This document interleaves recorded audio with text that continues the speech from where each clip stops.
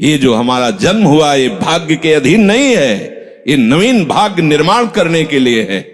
नहीं तो आदेश ही नहीं देते भगवान। पशुओं को आदेश नहीं दिया जाता क्योंकि वो भाग्य के अधीन है।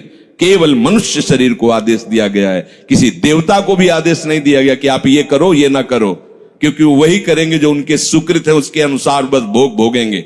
आगे कुछ नहीं कर सकते, नवीन कर्म नहीं कर सकते, न नारकी जी कर सकते हैं, न स्वर्ग के कर सकते हैं।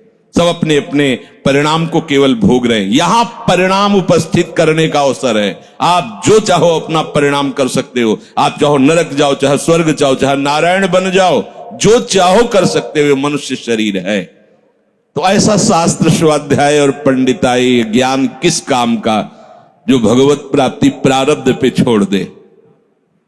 तो कुछ जन हैं जो शास्त्र स्वाध्याय करके या संतों की वाणी सुनकर इस विचार में आते हैं कि मुझे क्या करना चाहिए, परिवार का पोषण या भगवत प्राप्ति। दो विभाग कर लिए इसलिए खतरा है, निर्णय नहीं कर सकता।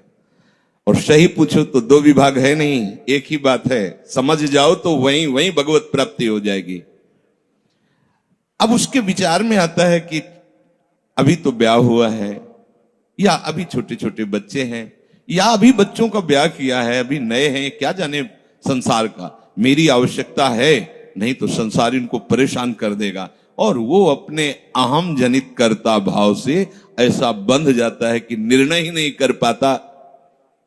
श्री चरणदास जी कह रहे हैं, ए भाई समझो, जिस कर्तव्य को तुम विसार करके झूठे भाव को कर्तव्य मान रहे हो, अरे माया के दीवाने, अरे हिया नहीं रहना, करना अंत पयाना।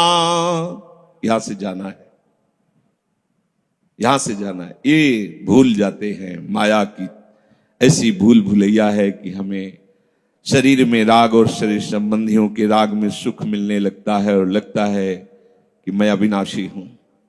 वैसे मैं तो अविनाशी ही है, पर विनाशी को लेकर मैं ये भूल कर बैठता है। और जिसको पकड़ा है वो सब विनाशी, सब विनाशी।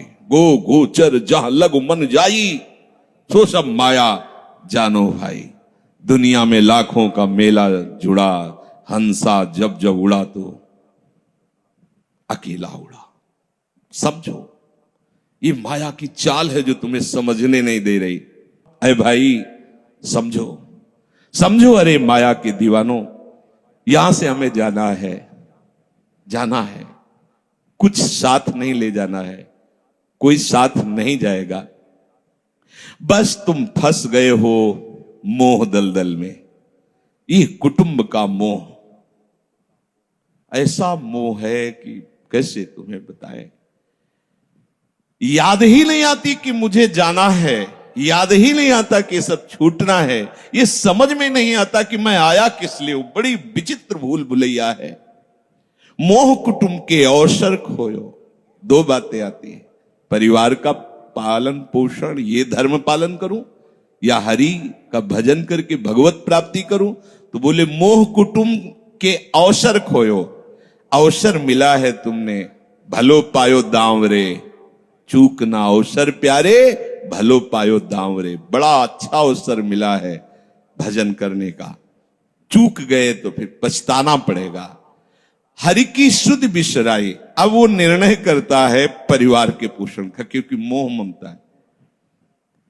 पीछे का, हर बार सत्संग में कहते हैं कि पीछे का रास्ता एकदम बंद हो जाना चाहिए, कि आगे कोई भयावह स्थिति आवे तो लौटने का रास्ता नहीं रहना चाहिए। उपासक को पीछे का मार्ग बंद कर देना चाहिए। पर होता क्या है, अपने लोग बहुत कमजोर हैं, तो कदम ऐसे रखते हैं पर पीछे वाला पुष्ट बनाए रखते हैं कि अगर इधर थोड़ी भी आंच लगी तो कदम पीछे करके सुरक्षित हो जाए। वो सुरक्षित नहीं है, वो सुरक्षित नहीं है, वो असुरक्षा है। परिवार का राग, अन्य भरोसा, किसी देहधारी का भरोसा, किसी वस्तुओं, ये भरोसे लायक चीज है। अरे क्षण में बिगड़ जाने वाली चीज है। भरोसा तो हरि का है, भरोसा तो हरि गुरु चरण सेवा अनुसरो। ये भरोसा कभी तुम्हें विश्वासहीन नहीं होने देगा। ये भरोसा कभी धोखा नहीं। साधु ते होए न कारज हानि, कभी तुम्हारा मंगल नहीं हो सकता। मोह कुटुंब के अवसर खोयो हरि की शुद्ध बिसराई। अब दिन तो बैल की तरह काम करने में व्यतीत हो रहा है और रात्रि नींद और भोग में समाप्त हो रही है। आठों पहर की 60 घड़ियां बेकार में इसने व्यतीत कर दी। एक क्षण भी शांति से बैठकर विचार नहीं किया कि मेरा जन्म किस लिए हुआ है, मैं क्या कर रहा हूं, और अपना कुशल चाहता है। एक छिन हरि को नाम लीनो, कुशल कहां ते हुई, तब लग कुशलन जीव को सपने हो मन विश्राम। स्वप्न में भी शांति नहीं मिल सकती जब तक भजन नहीं करोगे। बालक अवस्था तो खेल में चली गई, जवानी हुआ तो अहंकार मद छाया, मैं करता मैं भोगता इसमें चली गई। जब वृद्ध आया तो रोग और चिंताओं ने घेर लिया। अब इतना दुखी है कि वो सोच भी नहीं सकता कि मैं इनसे दूर होकर भजन कर लूं। ये जो वो भजन का नाटक होता है, भजन में हम देखते हैं ऐसे ही लगा रहता है, कैसे हो और बढ़िया सब, और क्या करें, और मरने का ठौर आ रहा है, और क्या करें, तुम आए हो भजन करने के लिए और में भी फंसे हो, क्या कर दूं, कहां से कैसे व्यवस्था कर दूं। हम ही चला रहे हैं, भले वृंदावन में बैठे परिवार हमारे अनुसार चलेगा, हमारे ही, नहीं तो नष्ट हो जाएंगे। आए हैं वनवास करने के लिए, भजन करने के लिए, पूरा का पूरा प्रपंच दिमाग में पता लगता है। वृद्ध भय चिंताति उपजी, दुख में कछु न सुहाता। अरे भूल क्यों रहे हो, चेतो। साधु चिताता है जगत को, चेतो। काल रूपी शिकारी धनुष पर विष का बाण चढ़ा चुका है, तुम ठीक निशाने पे हो, होश में हो जाओ। अगर अब कोई तुम्हें निशाने से बचा सकता है तो काल का भी महाकाल हरि बचा सकता है, दूसरा कोई नहीं। आए अचानक बांधे, यम के दूत आकर अचानक बंधन में डाल करके ले जाते हैं। अब वो निर्णय कर रहे हैं, झूठे जग से नेह छोड़कर साचो हरिनाम उचारो। चरणदास सुखदेव कहते हैं अपना भला विचारो, इसी में अपना भला है। तो क्या करें, घर परिवार छोड़कर तुम्हारी तरह बाबा जी बन जाए? बाबा जी बनने से भगवत प्राप्ति नहीं होती। अगर आप बाबा जी बाहरी बात को ले रहे हैं तो उसको समझ लीजिए, बाबा जी बनने से भगवत प्राप्ति नहीं होती, प्रभु के होने से भगवत प्राप्ति होती है। वो आप चाहे गृहस्थ वेश में रहकर बनो या आप विरक्त वेश, 2 मार्ग शास्त्रों ने स्थापित किए हैं, वो प्रभु के लिए। अगर वेश बदल लिया है और परिवार का राग है, भोगों का राग है, संसार की सत्यता का भान हो रहा कि सब सत्य है, कोई फर्क नहीं पड़ता। वेश परिवर्तन से कोई फर्क नहीं पड़ता। गधे की पीठ में चाहे मिट्टी ला दो, चाहे कबाड़ ला दो, चाहे बेद ला दो, उसको बाहर से मतलब है। शरीर में चाहे लाल कपड़ा पहनो, चाहे सफेद पहनो, चाहे काला पहनो, चाहे नीला पहनो, चाहे पीला पहनो, ये तो वस्त्र है। आपका उद्देश्य क्या हुआ, आपका अपनापन कहां गया, ये खास बात है। कहीं ऐसा नहीं लिखा कि बाबा जी बनने से वो मोक्ष पद प्राप्त, नहीं। जहां संत की बात आएगी वहां लक्षण होंगे, जहां भगवत प्राप्ति की बात आएगी वहां मन का प्रभु में तन्मयता होना, प्रभु में डूबना, प्रभु के चिंतन में मगन होना होगा। वो चाहे गृहस्थ हो चाहे विरक्त हो, दोनों के। एक है कि संसार का व्यवहार पसंद नहीं तो निवृत्ति मार्ग का पथिक बन गया, और एक है कि संसार के व्यवहार को भगवत स्वरूप समझकर, भगवत अर्पित करते हुए अपने को प्रभु का मानकर, प्रभु को अपना मानकर चल रहा है, ठीक वैसे ही भगवत प्राप्ति उसको भी होगी। हम लोग जब सत्संग में बात सुनते हैं तो निर्णय करने के लिए हमारा ही हृदय होता है। अब लगा कि नहीं ठीक है, भजन तो करना है, पर हम ऐसा नहीं है कि कर्तव्य के लिए रुक रहे हैं, पर कुछ समय अब हम लेंगे, फटाफट सब निपटा के। तो तुमसे भी चतुर काल है, वो उतने ही समय में तुम्हें निपटा देगा। बहुत चतुर है। हमने बहुत से लोगों के मुझ से सुना है कि बस ये काम हो जाए हम आए, आज तक वो लौट के नहीं आ पाए, क्योंकि वो गली ऐसी है, क्या है, बहुत दलदल है आगे। जो गया ना मोह कलिल में डूबा, अब निकल पाना बड़ा मुश्किल है। सत्संग में इतना सामर्थ्य है कि अभी आप सुन रहे हो, अभी आपको ऐसे सब ऐसे लगेगा, ऐसे ऐसे निकल जाएंगे, और गेट के बाहर होइएगा, वो हवा लगने दीजिए, तब लगे कैसे निकले। ऐसी प्रचंड माया है। इसीलिए तन ही राख सत्संग में तो मन ही प्रेम रस भेयो, तब मन प्रेम रस में बराबर सत्संग होता रहे, बराबर साधु संग मिले। ऐ साधो, ये तमाशा है, तमाशा बस 2 घड़ी का तमाशा है। यहां जितने इकट्ठे हुए हो ये सब मिल नहीं सकते। माता पिता भाई बंधु सब बिछुड़ते चले जा रहे हैं। जो ही आकर सब इकट्ठे मिले हो, ये कभी इकट्ठे नहीं रह सकते। ये कुछ समय का है। संतों ने इसे 2 घड़ी का ऐसे ऐसे व्यतीत हुआ। हम लोग परिवार को अपना मैं मानकर, मेरा मानकर के जो पोषित कर रहे हैं, वो कुछ समय के लिए है। जैसे नाव नदी के ऊपर बाट बटाऊ आए, मिल मिल जुदे होए पल माही आप को जावे। जैसे नदी पार करने के लिए 50 लोग इकट्ठे हुए, नाव में बैठे, नाव किनारे पहुंचे, सब अपने अपने मार्ग को चले जाते हैं, कोई किसी का साथ नहीं देता है। ऐसे ही मृत्यु का समय आया, चला। आप कितना भी प्यार करो, वो लौट के आपसे पूछने के लिए नहीं आएगा आप कैसे हो। या आपने कितना भी सबके लिए किया है, मोह से युक्त होकर अपना जीवन, विशेष जीवन आपने दे दिया, लेकिन आपकी क्या दुर्गति होगी किसी को कोई परवाह नहीं है। फूंक ताप के 10-5 दिन में वो जो दिन क्रिया हुई, इसके बाद सब मौज मस्ती में होते हैं। कोई तुम्हारा चिंतन, कोई तुम्हारा नाम नहीं लेगा, कोई तुम्हारे लिए आंसू नहीं बहाएगा। वो अगर कोई रोता है तो हमने सुना है कैसे रोता है। आज तक हमने जो कहा वही इन्होंने पूरा किया, मतलब अपनी कामनाओं की पूर्ति के लिए रोता है। अब कौन हमारी बात सुनेगा। तुम कितना हमें चाहते थे, कोई नहीं उतना चाहता। क्या कह के रो रहा है, क्या कह के रो रहा है? अपनी कामनाओं की, स्वार्थ की पूर्ति के लिए रो रहा है, तुम्हारे लिए नहीं रो रहा वो। ये भगवान का बगीचा है संसार, रंग बिरंगे फूल हैं। कुछ तो कली ही मुरझाकर नष्ट हो जाती है, कुछ फूल खिलकर नष्ट हो जाते हैं, कुछ में ऐसी सुगंध आती, थोड़ा सुगंध फैलती, वो भी नष्ट हो जाते हैं। ये बगीचा केवल देखने में सुहावना लगता है बड़ा भयावना। इसमें मृत्यु का तांडव हो रहा है।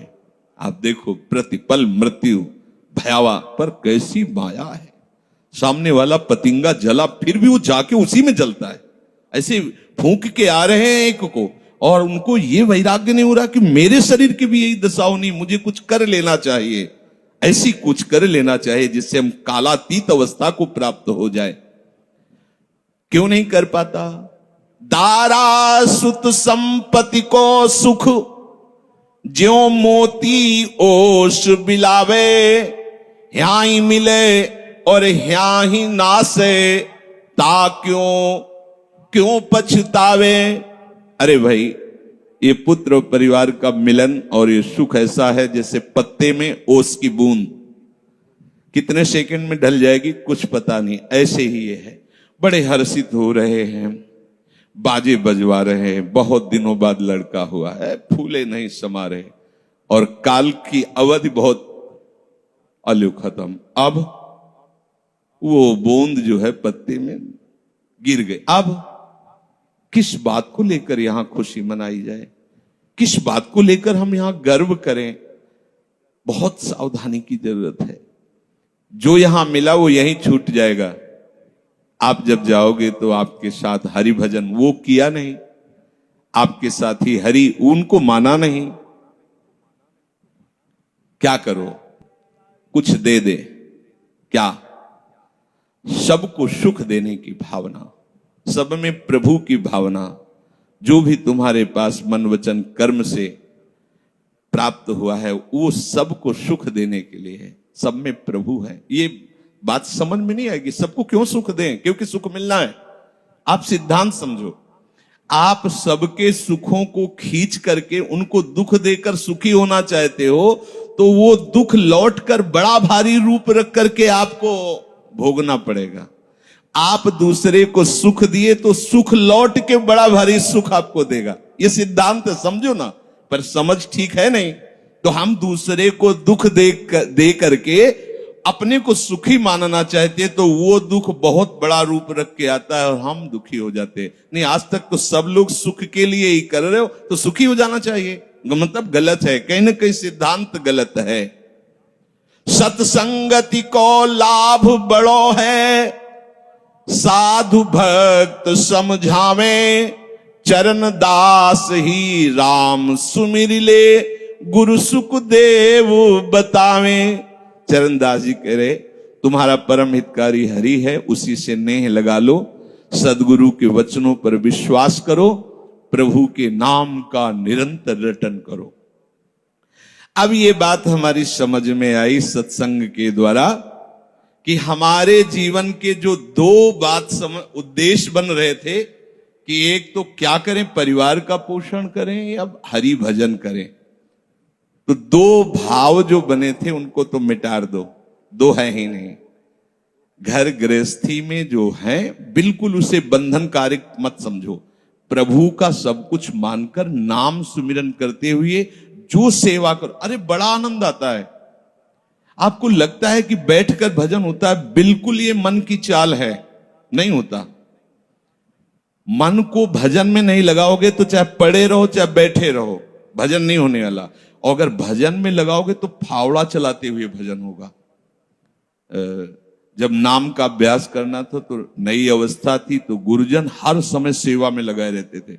बड़ी बड़ी पत्थर की शिलियां आश्रम में थी, उठा उठा कर उनको जमा कर खोद के बराबर करना, तुलसी का बगीचा लगाना, गेंदे का बगीचा लगाना, और वृक्षों को हैंड पैप से भर भर के पानी 100 बाल्टी खूब सींचना खूब, और उसमें भी नाम स्मरण करना।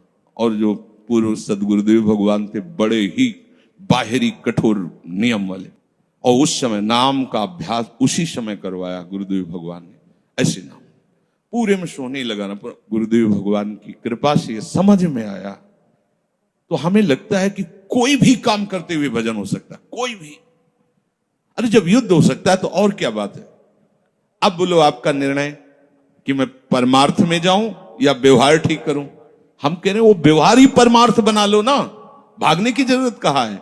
और जब आपकी अरुचि बढ़ेगी, वैराग्य बढ़ेगा, तो तुम्हें कोई रोक नहीं पाएगा। वो तो स्थिति आएगी, और अगर स्थिति के लिए बिना तुम भागोगे तो यहां के वही प्रपंच करोगे, यहां भी वही प्रपंच करोगे, भजन नहीं होगा।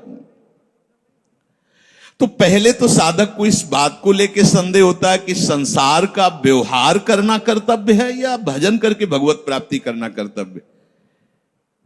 अब उसका सत्संग के द्वारा निर्णय होता है, चाहे शास्त्र का चाहे संतों का, कि नहीं नहीं मुझे तो इस जन्म में भगवत प्राप्ति करनी है। संसार के इन सब कार्यों को तो बहुत जन्मों में किया है, अब इस जन्म में भगवत प्राप्ति करनी है।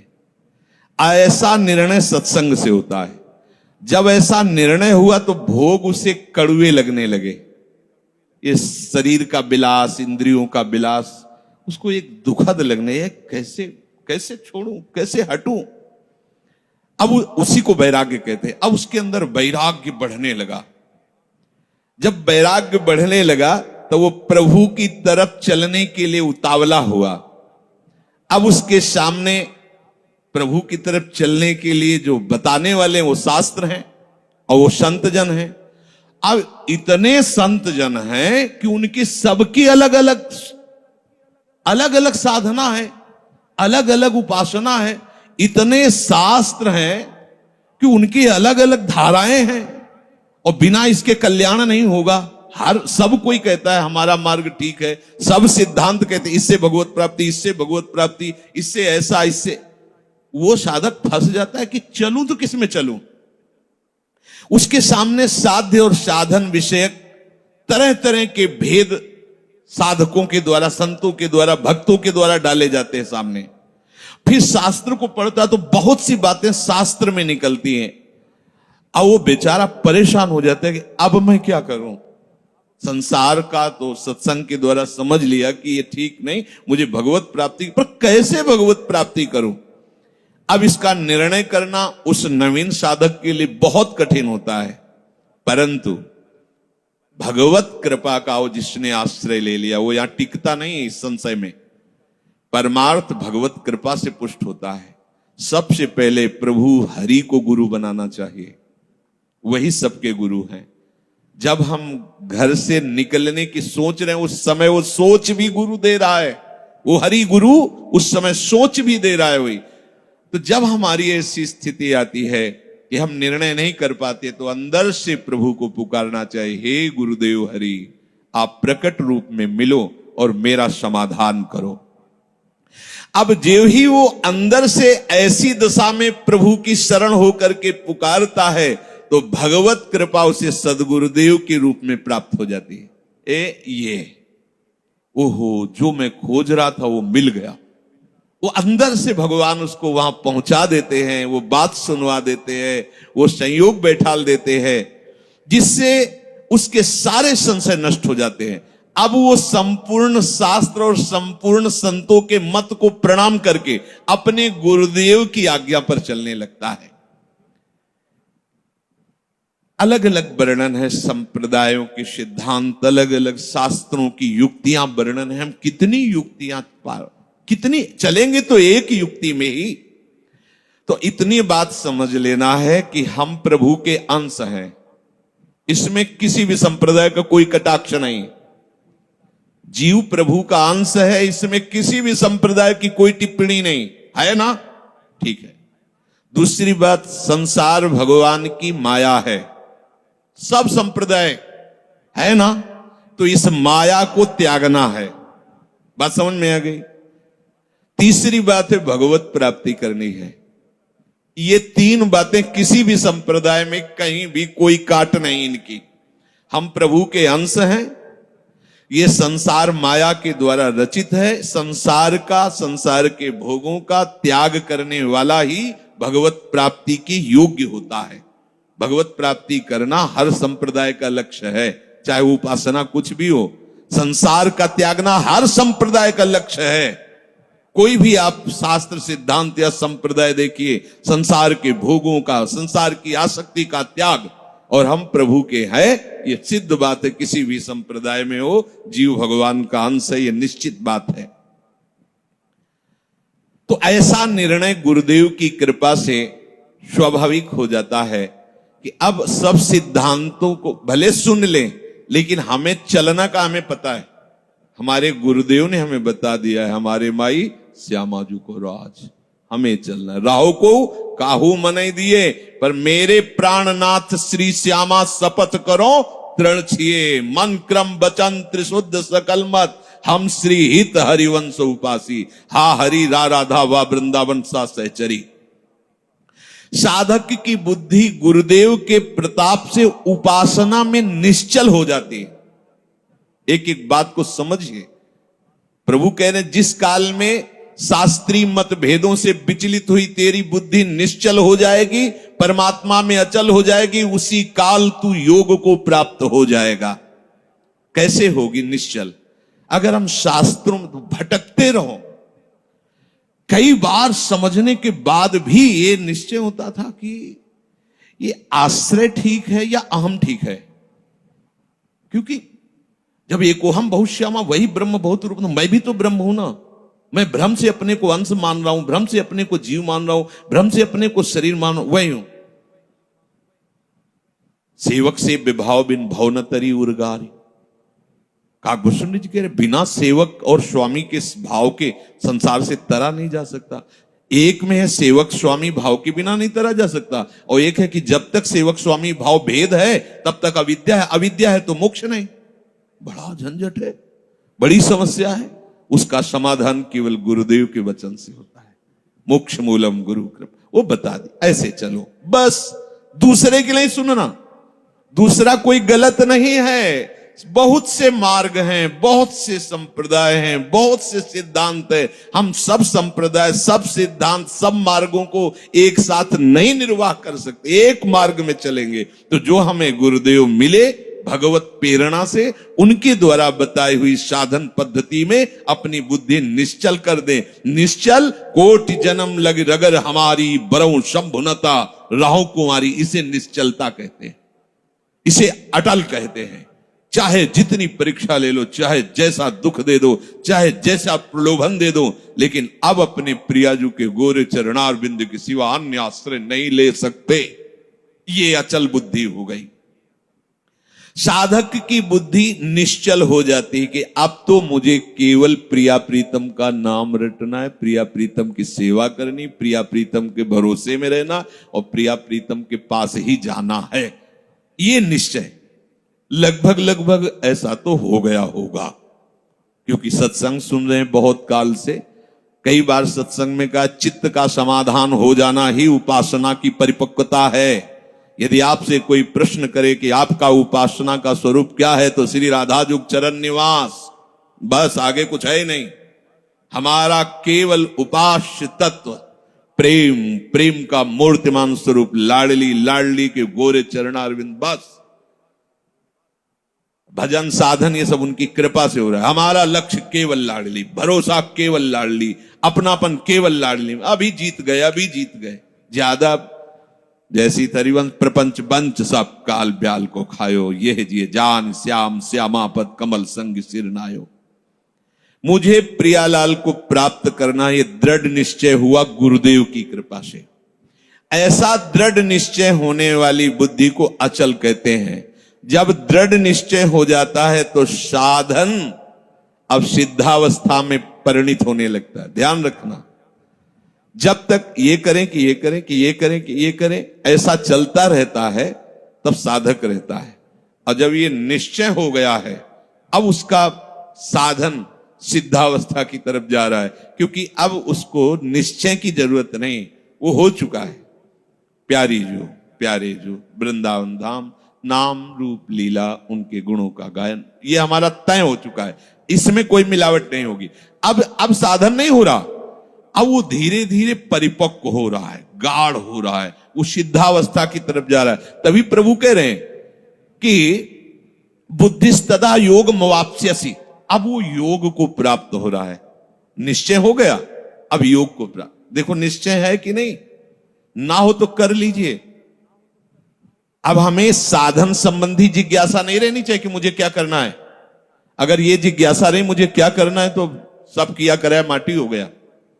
मुझे क्या करना है, प्रियाजू कहूं, प्रियाजू के लिए श्वासें, प्रियाजू के लिए शक्ति है, उन्हीं के द्वारा दी, उन्हीं की, चाहे गृहस्थी में हूं चाहे विरक्ति में हूं, प्रियाजू कहूं, प्रियाजू के लिए चेष्टा करो। प्रियाजू ही हमारी मालिक है, हमारे जीवन का पूरा अधिकार प्रियाजू को है। अब वो दुख दें सुख दें, लाभ है हानि है, दुर्गति है, नरक है, स्वर्ग है, इसकी मुझे कोई परवाह नहीं। इतना तो निश्चय हो जाना चाहिए। और इतना निश्चय हो जाए तो भगवान से भी कृपालु हमारी लाडली जी हैं। भगवान को बहुत करुणा समुद्र कहा गया है भी, लेकिन उस करुणा समुद्र का गाढ़ रूप श्री लाडली जी महाराज हैं। अरे इनके भरोसे हो जाने पर अलबेली सरकार है।